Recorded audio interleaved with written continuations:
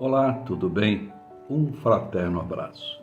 Hoje, em Vivenciando Chico Xavier, vamos refletir as mensagens Ajudemos também e Perante Jesus, pelo Espírito Emmanuel, do livro Palavras de Vida Eterna. Rogando aos amigos espirituais que nos iluminem, para que possamos juntos conceber o entendimento das mensagens que amorosamente se dedicaram e se dedicam para nos despertar para a vida.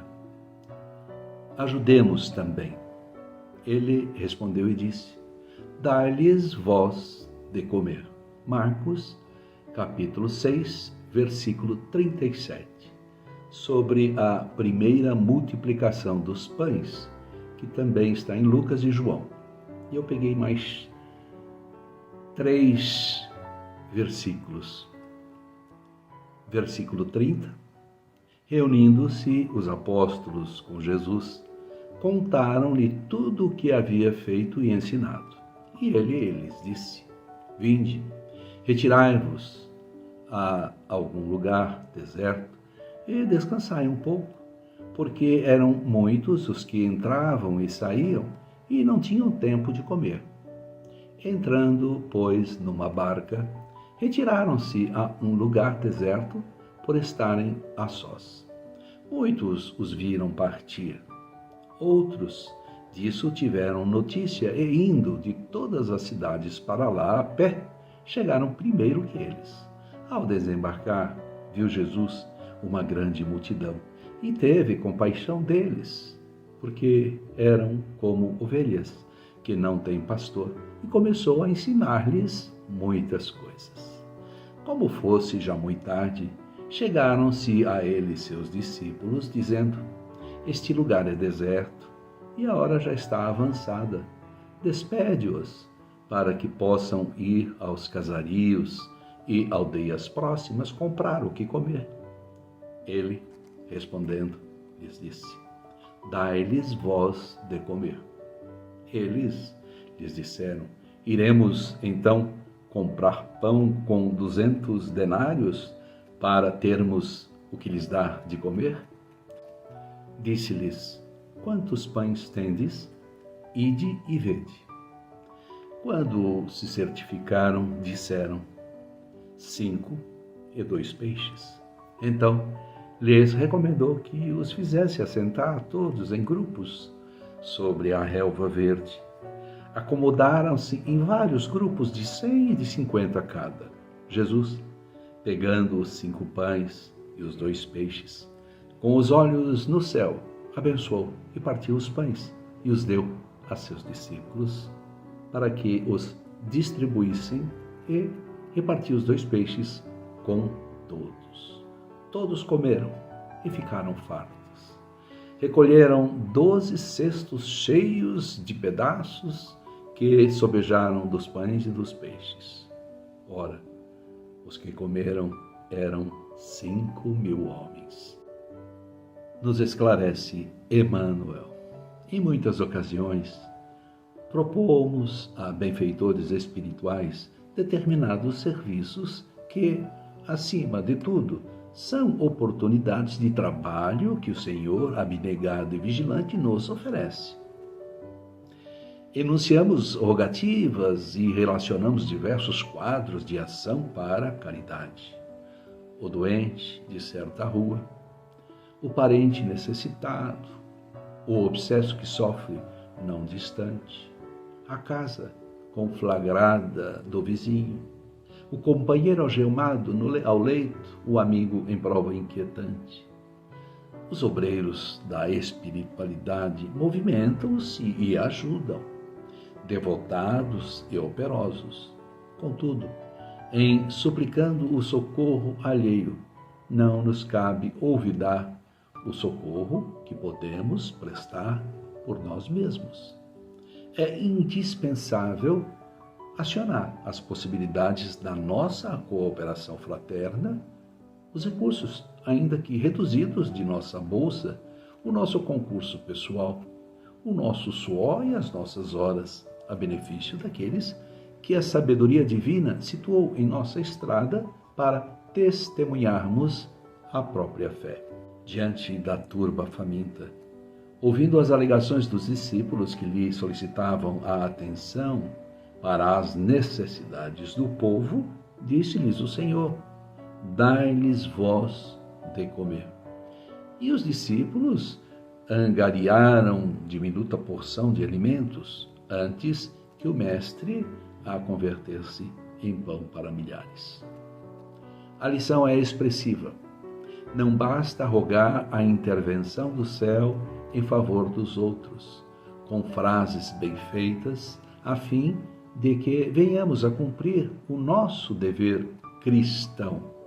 Antes de tudo, é necessário fazer de nossa parte, quanto nos seja possível, para que o bem se realize, de modo a entrarmos em sintonia com os poderes do bem eterno.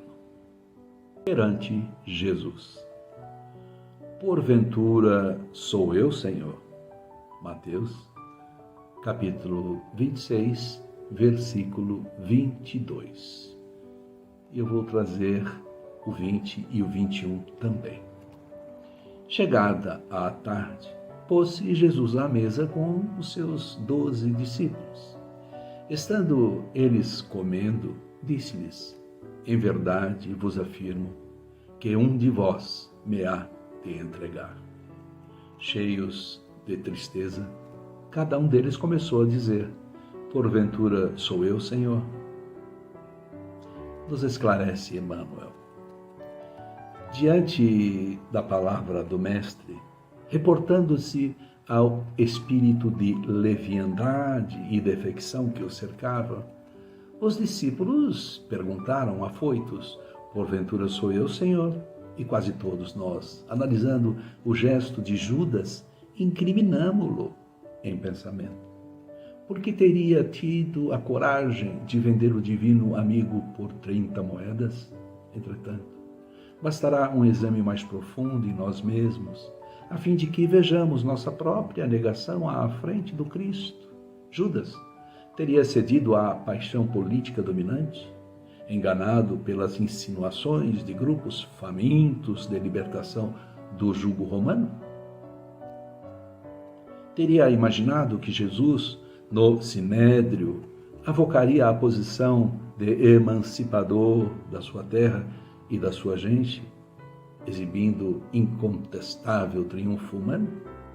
E apenas depois da desilusão dolorosa e terrível teria assimilado toda a verdade? Mas nós, em quantas existências e situações tê-lo-emos vendido no altar do próprio coração, ao preço mesquinho de nosso desvairamento individual? Nos prédios da vaidade e do orgulho? Nas exigências do prazer egoísta? Na tirania da opinião? Na crueldade confessa? Na caça da fortuna material?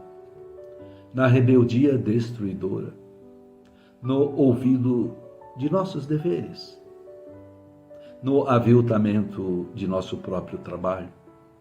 Na edificação íntima do reino de Deus?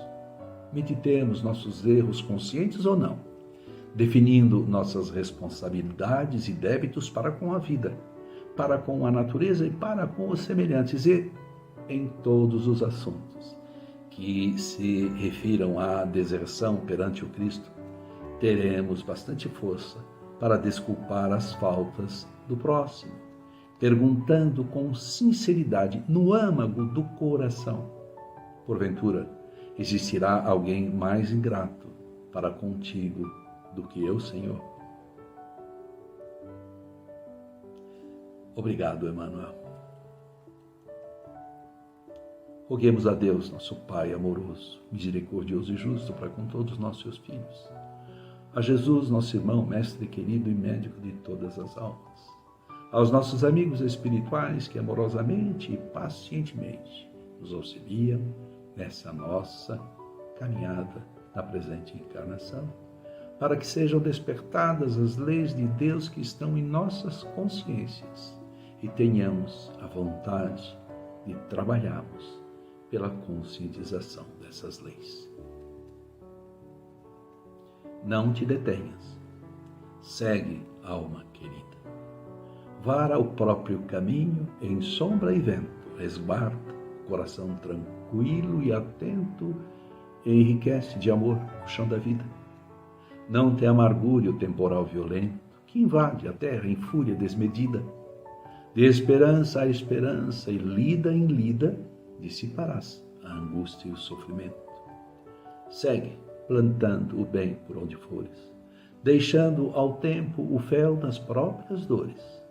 Por mais que a provação te envolva a estrada, além da imensa noite espessa e fria, o Cristo é o divino sol do novo dia, anunciando a nova madrugada. Alta de Souza, até a próxima oportunidade, sempre com Jesus.